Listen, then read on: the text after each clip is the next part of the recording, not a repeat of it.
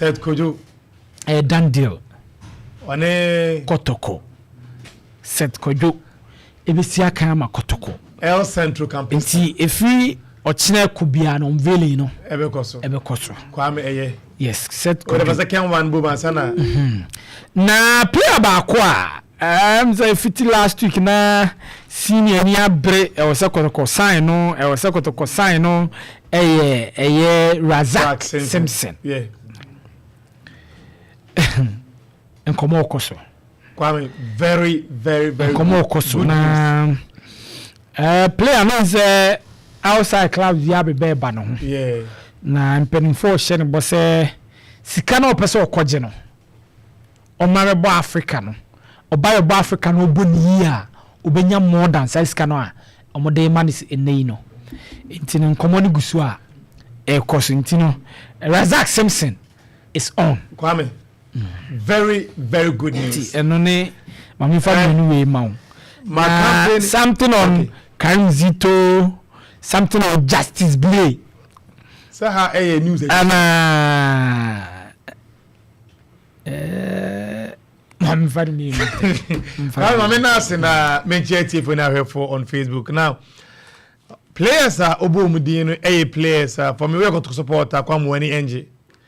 The only thing obetimi abo empire say ombeba no muni team betimi aden afa.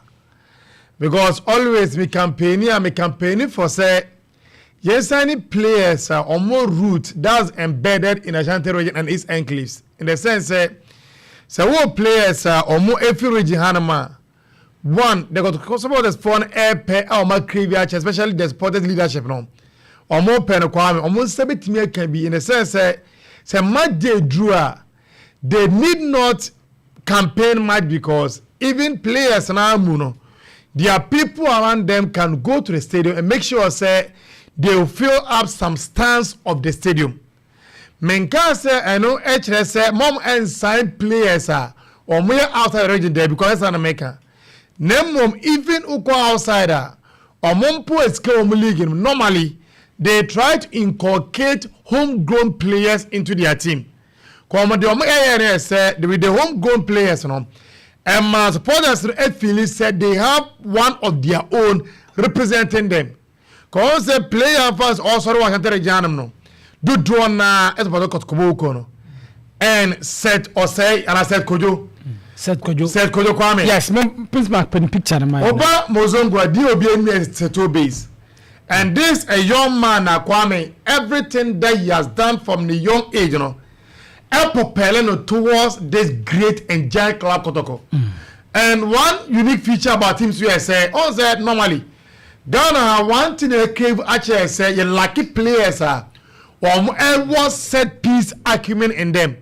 Sabono sepi sabato but a way be a center by Paul Nechi.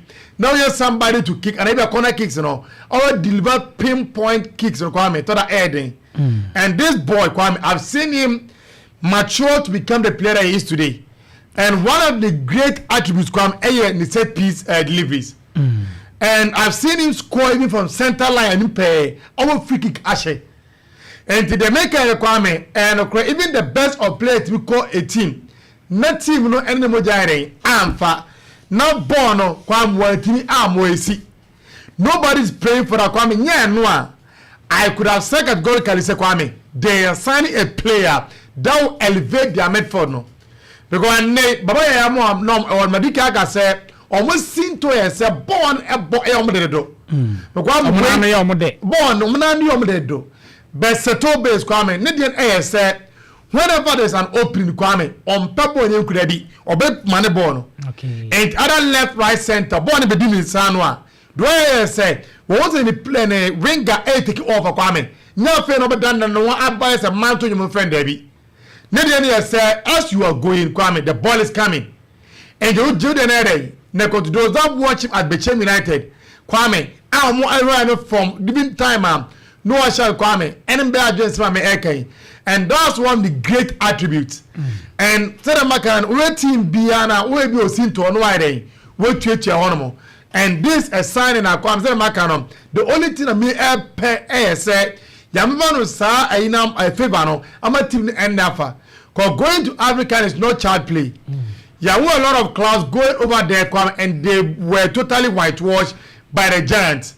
But even with the Giants, normally they try to make sure that they will have the Argentine we call an enganche into their team. A typical number 10 player with that spirit of creating for the colleagues, And Kwame say this a player, and they after the unveiling Kwame, I will tell you how and how we can able to improve the team. Razak Simpson Kwame, you see. Razak Simpson, I was under the and where a Brighton try to not all making a bare sadness say any other club our Ghana ever found not got for Etianamo, no Amfano. Samu Kwame. What made Kotoko air say, none of senior air canwa air say in the league. They used to sign the best of players in the league. Some about in Seno Krumeyana has been fan of course. Kwame, a dear boy. One here, with my Chajawon. Some about it. But this says I got to go for half the Isa one. And I read how the Isa the moon, the name was about and they are available. And he got to go for home befa. No, say bad nations, Anna. Debbie Kotoko. I got to go for the Isa. No more recommend they say. Where the moon, the name pay. As my boy did I quite down. Me sure. Oh, yes, I say. As I'm about it. No, I won't recommend this year. There is no free and co. As I'm about as a folk. The match is no more shit. And you go to now, no ocean. And no conversation as a folk. Now, match now, no more bonanka say a bomb matches. Now, as a folk. And I was there as one watching so Kwame. One thing is Zuba. Say, house of folk. No more than some about it. No more nations FC. No more matches or mobile. Ebi omo no omo bon na omo ye ba sana omo hwe nation FC matches omo ba anka andisivu omo Kwame the opa go see say Paul obia team bia ne kind of striker we sit in play Ebi na Zuba sama kan mo du pa mo du ba ni say on say when you na ha say hwe asamo aboatin debi goals no wo share na na DCV aso se Ghana ha de ye hwe no ya ti di na ya ti di na Zuba, one thing you say you cannot be going somewhere no because it goes now be here. But any say who say player can look at your system and look to whether the player can suit into your system no. As one point of Kwame, the question they say how to Kwame that level about the end one more. He can prove us wrong. Next season one on prove you wrong. Kwame no make like same as no Kwame you see. Cause difference here that way. Or because they have a lot of players over there. Ben Opemsuo say no matter how our defense etie say once you run monster on the peak Kwame now you available Kwame would because we defend two sign on sign and the defense better we know they have our count have 6 defenders Kwame 6 defenders but someone say will it be an upgrade on what you have and not a bad downgrade and the question say because time I got confess Charles Taylor Sir, and your coach in the case of Golden Boy was no anymore. Or to the catcher and said, "Just still ready." What was when the down on my was so good in Mogas ready. Umpe. The Quamo got different ablo hormone. The kind of saying Abacahom, Harry Ernst Ornamo, Sambo Neil, Magasifam Comuna Ornamo. Ben Kwame, even with Sambo Neil, Kwame, what you got him say is better than Razak Simpson. And Simpson come not just one season, and maybe America. Yeah, man, what probably some of the players say after one season, no one fizzle out. Brother like Simpson now, bare 2-3 seasons coming. He has been consistent since the league, you know. He hasn't looked back. Year after year, a better more money, a conkai. And that's what we need for Kotoko. And one thing to come, he will elevate the profile of Kotoko difference in a way. He will elevate them. Yeah. How? And then it's a Kotoko Africa.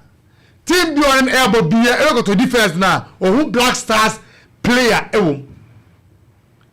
I check not since Ishmael Abdulganim. I was starting the Black Stars coming, and I got to defender. I got command a place in Black Stars defense in him. So when you have somebody and he's not just a squad member, but he starts even most of the matches for the Black Stars. Kwa more than better 3-4 matches right was starting, and now the Black Stars. Kwame, look in the local players now from how many of them can crave? We are sorry through on Alpha player because on what called Black Star recent years I started by 4 matches. You don't get even 2 months coming, 1 month come adding. But when you have a player when you start by the Black Stars in your folder, whoever that is playing against you, Kwame, they start to rethink. And the striker don't play about Kwame. And who be there? I told you so. Kwame Etiye, where Zubamo Eamolai, but Bobby Otimko are ready. Why? Because Obanere, Amma, Nilabunere, I was how was he? I shall know. Approaching a good income. Name say Bambisa Diane, Nico Mo one come original. So as a Ghana team of Oko Africa, a team of other Kwame now right since we were Kwame. We play now with Shane Bioka, Aquanem Green, who fear the Barakian controllers Kwame. Ever shut that team now Kwame. Oh, but you be afraid. So that's the reason why they did him at the back line going to the Confederation Cup. And I don't want to see say after the prelims now go conform with Fidevi. I want to see progress in the team. And you come on tell me say yeah outside doing the so power Kwame. Obeka Ghana had there. He should leave the short of the region. Okay. Mami Ghana phone komo kakra. Na Zubamo Kwame Zubamo eni komo pass marker. Then I say Kwame